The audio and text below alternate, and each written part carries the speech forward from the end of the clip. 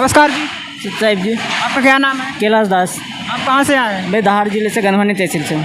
नमस्कार जी। नमस्कार जी। सर आपका क्या नाम है? राजकुमार दास है, आप कहाँ से आए हैं? सिवनी जिले से हैं। आप यहाँ पर किस लिए आए?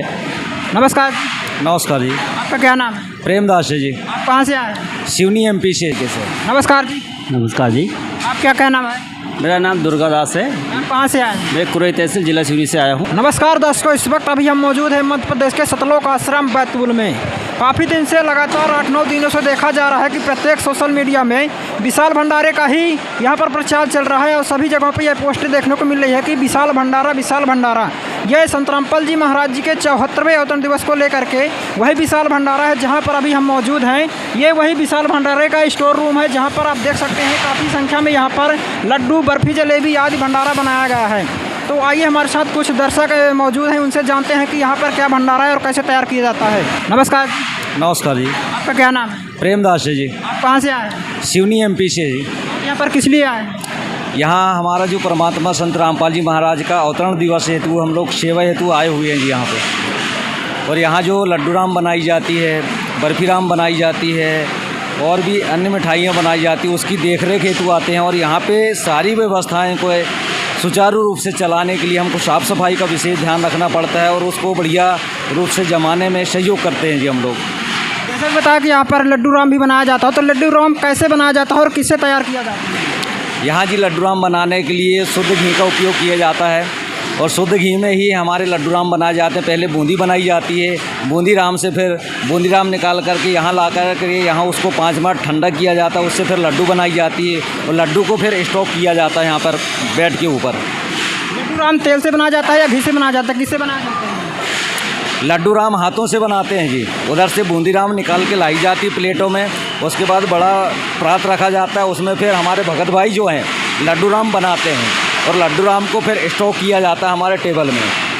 हमने सुना है कि यहाँ पर जो आश्रम में जो समागम चलता है, जो भंडारा किया जाता है, तो यहाँ तक प्रत्येक व्यंजन शुद्ध देसी घी से बनाया जाता है, क्या ऐसा ही है? जी बिल्कुल सही है जी। नमस्कार जी। साहिब जी, आपका क्या नाम है? कैलाश दास। आप कहाँ से आए हैं? मैं धार जिले से गनवानी तहसील से हूँ। आप यहाँ पर किस लिए आए हैं? मैं परमात्मा जी की सेवा में आया हूँ।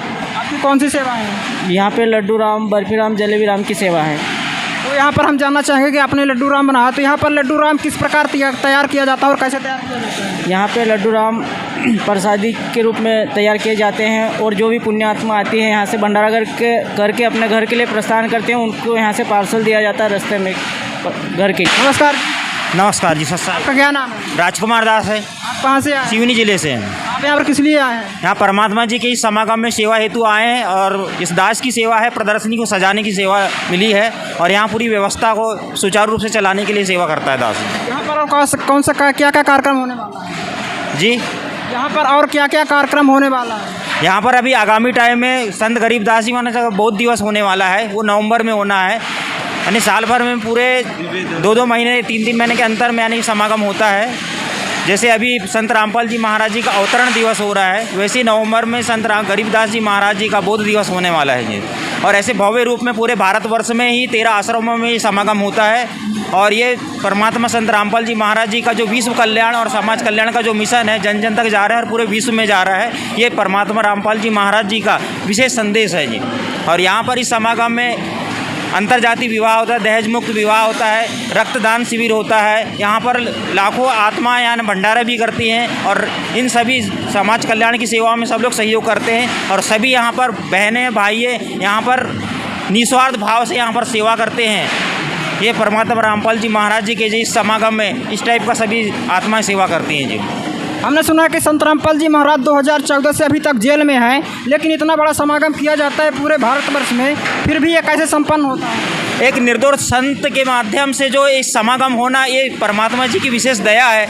जो ये समागम एक संत रामपाल जी महाराज जी को एक जेल में है बोलते, पर वो जेल में नहीं है, वो सभी जगह व्याप्त है। और आज ये समागम हो रहा है, ये परमात्मा जी की विशेष दया से हो रहा है। जो आज पूरे भारतवर्ष में जो समागम हो रहा है, इतने भव्य रूप में हो रहा है, ये परमात्मा जी की विशेष दया से ही हो रहा है जी।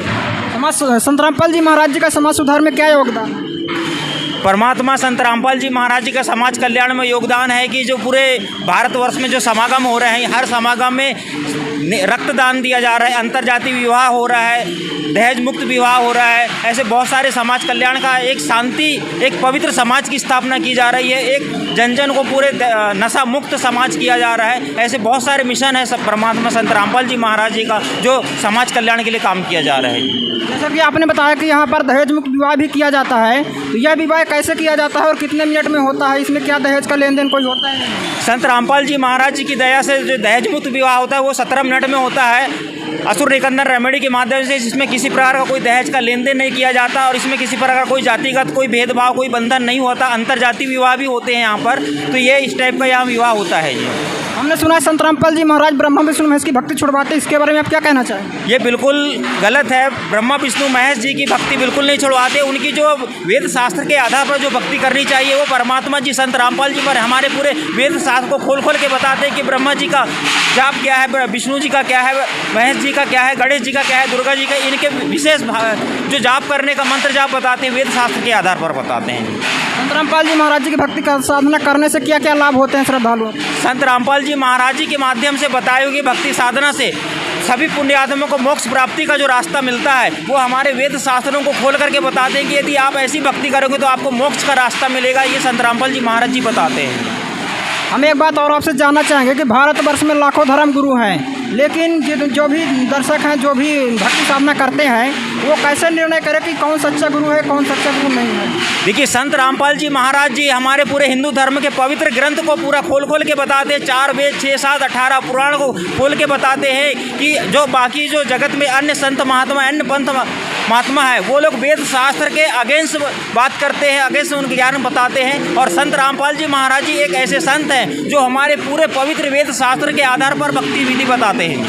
हमने सुना संत रामपाल जी महाराज अपने सत्संगों में सतलोक की बातें करते हैं। ये सतलोक क्या है और कैसे जाया जा सकता है? देखो, सतलोक जाने के लिए, सद्भक्ति करने के लिए परमात्मा संत रामपाल जी महाराज वेद शास्त्र के आधार पर भक्ति बताते, उसी के आधार पर हम भक्ति करके नियम मर्यादा में रह करके हम भक्ति करके ही सतलोक हम जा सकते हैं। तो जो दर्शक आज सतलोक जाना चाहता है, जो लोग संत रामपाल जी महाराज से जुड़ना चाहते हैं, तो कैसे जुड़ सकते हैं? संत रामपाल जी महाराज जी से जुड़ने के लिए कि निःशुल्क जुड़ सकते हैं।